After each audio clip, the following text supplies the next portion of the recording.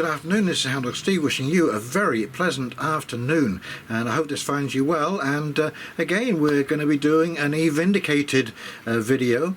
This again is hot news from Stellantis, who are basically one of the largest worldwide auto manufacturers. They cover GM, Chrysler, Opel, Vauxhall, just stunning Alfa Romeo. There is a stunning number of cars that they manufacture, and they've just come out and said that they're turning back to, guess what, diesel engines. And that is an interesting turn of events. And there's also a very interesting article from the Daily Mail where Manchester University study, basically a sanity check, that's exactly what it is, a sanity check, has basically said that there is no carbon savings to be found with EVs, and so that is another little arrow in the whole narrative. Okay, so let's just take a quick look at that article and come back and we'll move on to the Stellantis article. Okay, here we go. Now, this, of course, is the most interesting article, and this is from the Daily Mail. Electric cars deliver no proven carbon savings in the UK, scientists warn in sanity check study. And this is very recent, 11th of February 2026. Electric vehicles, EVs, deliver no proven carbon savings in the UK, scientists have warned. In a new study described as a sanity check for Britain's net zero ambitions, researchers from Queen Mary University say that the push towards EVs is fundamentally misguided. And, of course, this is what we've been saying for years. But who was listening? Of course, we were just the crackpots, right? Because the UK's electricity grid hasn't switched to renewable energy sources, EVs run almost entirely on fossil fuel burnt at power stations, according to the team. As a result, the experts claim the mostly eco-friendly option is actually a hybrid or efficient diesel car. Oh, fancy that. Isn't that interesting? A diesel car. I love my diesel. It's efficient, it's clean, it's economic, and it's easy to fill.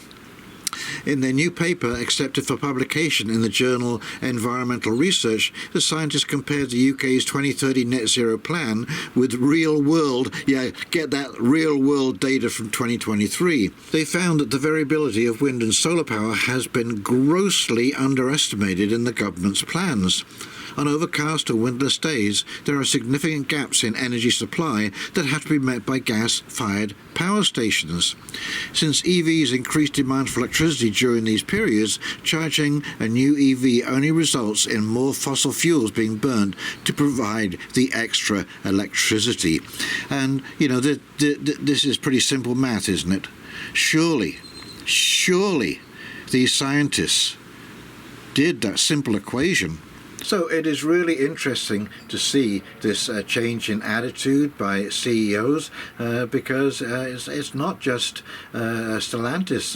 Ford has done a rollback. BMW, Volkswagen is getting out of EVs and turning back to more traditional powertrains. And the reason is, I think, that these CEOs are now basically finding out that they have to fall on their own swords to satisfy net zero, and they would rather face the World Economic Forum and whoever is pushing that narrative than face their customer base and all the people around them who work for these companies who are watching that entire industry take a nosedive because of this fool's errand that we've been on for the last 20 years or so, and it's been getting madder and madder and madder, and the more evidence that you throw in the face of this, it doesn't matter that you can't seem to change these people's minds. But these CEOs are not willing to fall on their sword, and I think you're going to find a lot more of this because the rubber is now hitting the road. All we've been hearing to date is a narrative. Now they're trying to put it into practice, and all of the obstacles, and not insignificant obstacles either, are now showing themselves up front and center. And so you're going to see a lot of people who are going to have to put their jobs on the line or walk away. And I think you're going to see them walk away because nobody wants to fall on the sword. Okay, here's the Stellantis articles, very short, and I'll come back and do a quick wrap-up. Okie dokie, here we go. So this is the article from Drive. Diesel joins V8s in Stellantis revival plans. Electric car U-turn. Ha! Fancy that. As Stellantis walks back its EV plans, diesel engines are set to be given a reboot thanks to demand in Europe. Customer demand is poised to see the European brands under Stellantis umbrella reintroduce diesel engines. Brands including Opel, Peugeot, Citroën are set to see diesel options return, while Alfa Romeo and DS will retain their current diesel engines. In a new report from Reuters, the news agency found a number of diesel models returned to the showrooms by the company, despite no official announcement of the return of the specific diesel models. In a statement by Stellantis, the company said, "We have decided to keep diesel engines in our product portfolio and in some cases to increase our powertrain offering."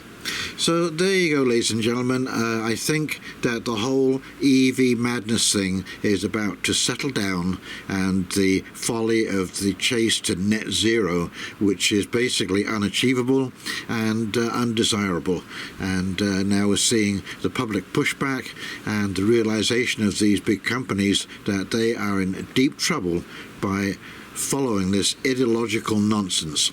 So, my friends, I think this is the beginning of the end of the complete collapse of this narrative. I think it's becoming absolutely clear to everybody, that this is an unworkable idea, that EVs are only suitable in a fairly narrow range of conditions, and you have to have adequate hydro to be able to plug your vehicle in at night time. If you're going to a charging station, it's going to start costing you some big bucks. And you know, I was just reading an article the other day. I may do a video on this too, but what they're finding in the UK is that data centers are paying less for their hydro or electricity than the household residents are for their electricity. And so it gives a strong impression, and of course it should do, because this is in fact what's happening, is the average householder is subsidizing these data centers. And of course with all of these corporations through tax loopholes and that kind of stuff, they always seem to be able to evade paying any substantial amount of tax. So I think that it's only reasonable that they should at least pay a fair rate for their hydro consumption, which is absolutely massive, along with the water consumption to keep all of this electrical equipment cooled, because there's a massive amount of heat generated there. And so yes, they should be paying their full rate. In fact, they should be paying more. They should be subsidizing the public, in fact, in my opinion. But whether we'll see that happen, certainly with the governments that we have in place today, probably not going to happen. Okie dokie, well, if you've enjoyed this video, please like, comment, subscribe below, and in the meantime, this is Houndog Steve wishing you a very pleasant afternoon, and we'll talk very, very shortly. See you now. Bye.